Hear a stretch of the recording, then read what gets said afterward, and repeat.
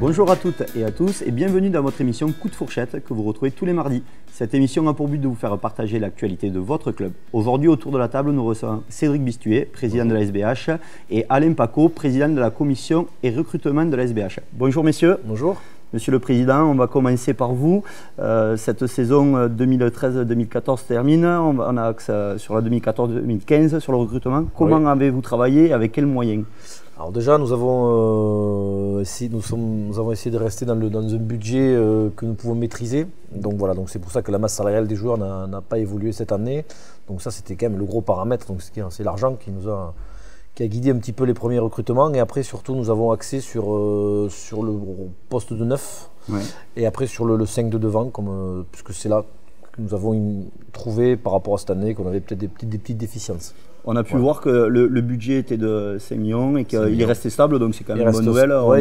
Il reste stable, surtout qu'on arrive à le boucler. Surtout. Ouais. Voilà, après qu'on ne s'enterre pas dans des problèmes financiers avec des ACG comme les années précédentes. Donc, voilà, donc ça c'était le principal de cette année.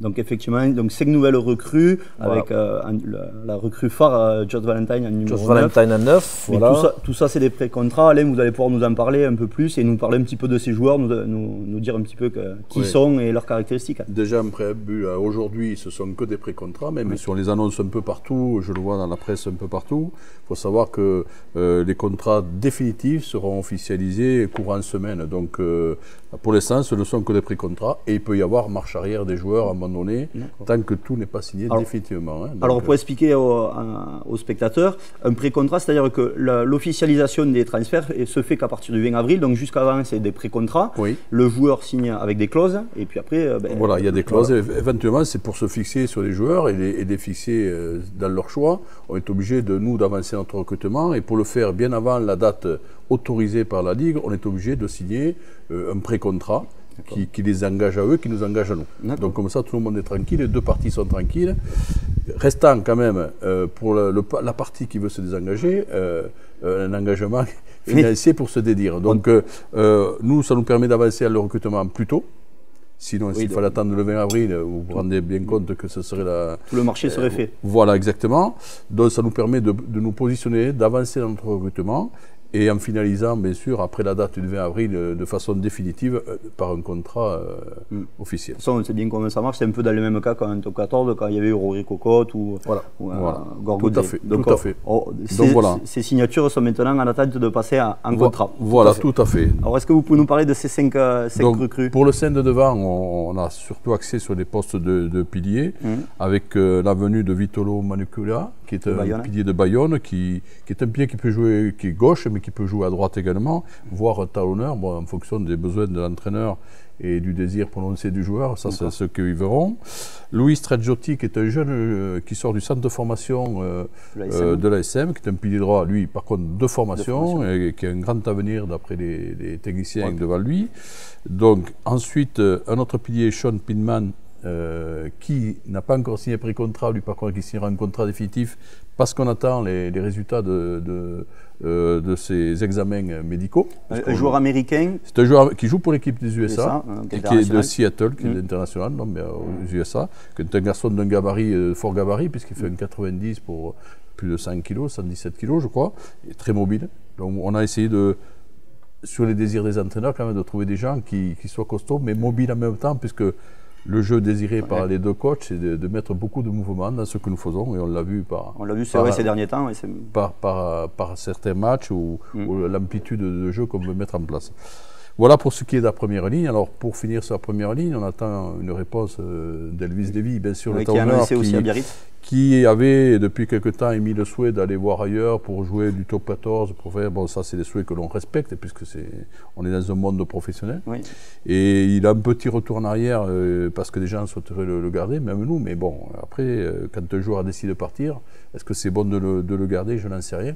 Or, sûrement que s'il décide de partir, on sera tenu de recruter un talonneur à sa place. Est-ce qu'on a des pistes là-dessus? Nous avons des pistes. Voilà, il faut discuter avec les coachs, il faut les mettre en phase avec nos moyens. Et puis après, on décidera de qui on prend. Je crois que les pistes, elles y sont, mais après, c'est toujours pas... Il y a le côté technique, le côté coach, et le côté financier, le côté des actionnaires qu'il faut mettre en phase pour pouvoir faire un bon recrutement. Voilà ce qui est pour des premières lignes. Il y a un pilier droit aussi qu'on est en train de... Et un pilier droit, voilà, on est en discussion, bien sûr, de voir si on peut faire un pilier droit qui est effectivement issu du top 14, mais à voir. Pour l'instant, c'est dans l'ordre de discussion. Voilà. En ce qui est de la deuxième ligne, donc, on a essayé de renforcer donc, avec la venue de Phoenix Betty, qui est un Australien. Qui est un Australien qui joue pour la Western Force. C'est un garçon qui a 24-25 ans, je pense, et qui va nous amener aussi de la mobilité tout en ayant la hauteur qui nous manque un peu à l'heure actuelle, puisqu'il fait 2,02. Donc c'est un garçon qui va nous permettre, dans la conquête, de nous aguerrir encore plus. En lui souhaitant qu'il soit plus vénard que nos secondes lignes cette année, quoi. Voilà, en souhaitant, dans le recrutement que l'on fait, parce que ça a été fait après analyse du groupe, c'est de renforcer les zones où on était un peu faible, et en essayant cette année de ne pas avoir la malchance que nous avons connue avec Toderas l'année dernière, avec Fournier, et plus des deuxièmes lignes. Pour un club, ça fait quand même pas mal de choses. Et pour finir, donc, Joss Valentine, le numéro 9, qui vient de Narbonne. Qui est une super recrue avec la saison qu'il fait, voilà. Avec Thomas qui devrait faire une bonne charnière. Président, la SEB aujourd'hui est 10e du classement, donc on est soulagé par rapport, on ne vit pas les saisons précédentes avec le couteau sous la gorge. Quels seront les objectifs pour la saison prochaine? Déjà l'objectif de cette année était la 10e place, donc je pense qu'on va y arriver. Ça permet de travailler, comme disait Alain, beaucoup plus sereinement et avec beaucoup plus de facilité et d'aisance.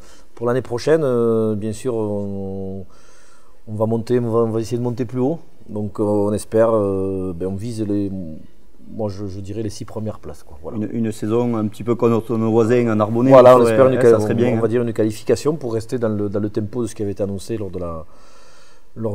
y a 3 ans, pas la prise de pouvoir, mais lors de ma nomination à la présidence de l'ASB. Voilà, donc essayer de rester dans le timing qu'on s'était fixé, de viser la montée à l'horizon des 5 ans. Voilà, donc nous finissons la 3e année, il nous reste 2 ans, 2 saisons pour atteindre l'objectif. Voilà. Bon, mais messieurs, merci, on va passer à table nous.